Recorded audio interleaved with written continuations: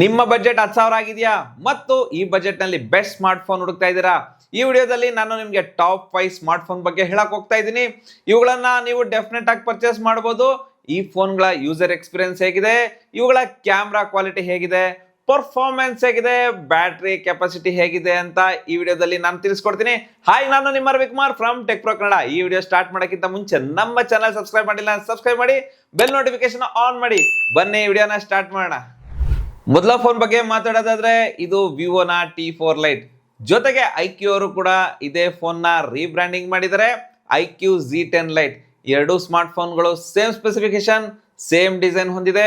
ನಿಮ್ಗೆ ಯಾವ ಬ್ರ್ಯಾಂಡ್ ಬೇಕೋ ಆ ಬ್ರ್ಯಾಂಡ್ ಫೋನ್ ನ ಪರ್ಚೇಸ್ ಮಾಡಬಹುದು. ಈ ಫೋನ್ ನ ಡಿಸೈನ್ ತುಂಬಾ ಅಟ್ರಾಕ್ಟಿವ್ ಆಗಿದೆ, ಯೂನಿಕ್ ಪ್ಯಾಟರ್ನ್ ನೋಡಕ್ಕೆ ಸಿಗುತ್ತೆ. ಇದರಲ್ಲಿ 6000 mAh ಲಾರ್ಜರ್ ಬ್ಯಾಟರಿ ಸಿಗುತ್ತೆ. ನಮ್ಮ ಈ ಟಾಪ್ 5 ಸ್ಮಾರ್ಟ್ ಫೋನ್ಗಳಲ್ಲಿ ಇದು ಲಾರ್ಜೆಸ್ಟ್ ಬ್ಯಾಟರಿ ಹೊಂದಿರುವ ಈ ಫೋನ್ ಆಗಿದೆ. ಇದರಲ್ಲಿ IPS ಡಿಸ್ಪ್ಲೇ ಇದೆ, ವಾಟರ್ ಡ್ರಾಪ್ ನಾಚ್ ಸಿಗುತ್ತೆ, ಇದು HD+ ರೆಸೊಲ್ಯೂಷನ್ ಹೊಂದಿದೆ ಮತ್ತು 1000 ನೀಟ್ ಬ್ರೈಟ್ನೆಸ್ ಸಿಗುತ್ತೆ.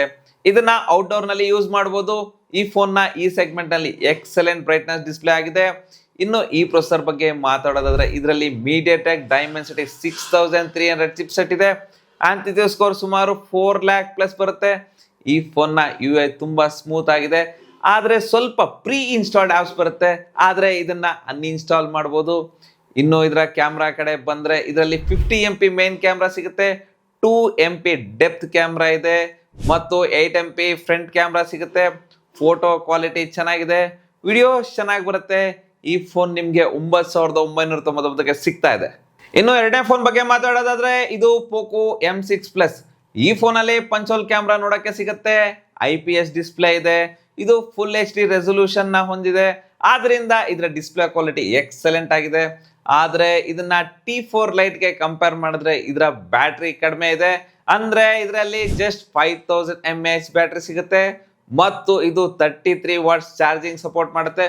ಈ ಫೋನ್ ನ ಡಿಸೈನ್ ತುಂಬಾ ಅಟ್ರಾಕ್ಟಿವ್ ಆಗಿದೆ, ಪ್ರೀಮಿಯಂ ಫೀಲ್ ಕೊಡುತ್ತೆ. ಇದರಲ್ಲಿ ಸ್ನ್ಯಾಪ್ಡ್ರ್ಯಾಗನ್ 4 Gen 2 ಚಿಪ್ಸೆಟ್ ಇದೆ. ಆಂಟಿಥ್ಯೂ ಸ್ಕೋರ್ ಸುಮಾರು 4.5 lakh ಪ್ಲಸ್ ಕೊಡುತ್ತೆ.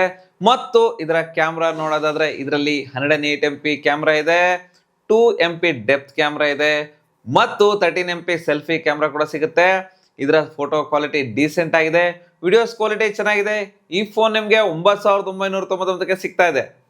ಇನ್ನು ಮೂರನೇ ಫೋನ್ ಬಗ್ಗೆ ಮಾತಾಡೋದಾದ್ರೆ ಇದು ಮೋಟೋ G35 5G. ಈ ಫೋನ್ ವೇಗನ್ ಲೆದರ್ ಡಿಸೈನ್ ಒಂದಿಗೆ ಬರುತ್ತೆ. ಇದರಿಂದ ಇದು ತುಂಬಾ ಅಟ್ರಾಕ್ಟಿವ್ ಲುಕ್ ಹೊಂದಿದೆ, ಪ್ರೀಮಿಯಂ ಫೀಲ್ ಕೊಡುತ್ತೆ. ಇದರಲ್ಲಿ ಪಂಚೋಲ್ ಕ್ಯಾಮ್ರಾ ಇದೆ, 6.7 ಇಂಚಸ್ ಡಿಸ್ಪ್ಲೇ ಸಿಗುತ್ತೆ, ಇದು ಫುಲ್ HD+ ರೆಸೊಲ್ಯೂಷನ್ ನ ಹೊಂದಿದೆ, ಇದು IPS ಪ್ಯಾನಲ್ ಆಗಿದೆ ಮತ್ತು ಈ ಫೋನ್ ಅಲ್ಲಿ 5000 mAh ಬ್ಯಾಟರಿ ಸಿಗುತ್ತೆ, 20 ವಾಟ್ಸ್ ಚಾರ್ಜಿಂಗ್ ಸಪೋರ್ಟ್ ಕೂಡ ಮಾಡುತ್ತೆ.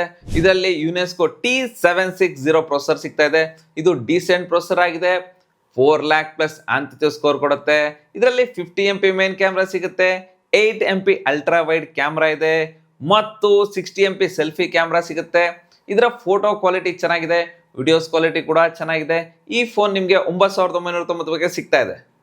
ಇನ್ನು ನಾಲ್ಕನೇ ಫೋನ್ ಬಗ್ಗೆ ಮಾತಾಡೋದಾದ್ರೆ ಇದು ಲಾವಾ ಬ್ಲೇಜ್ ಡ್ರ್ಯಾಗನ್.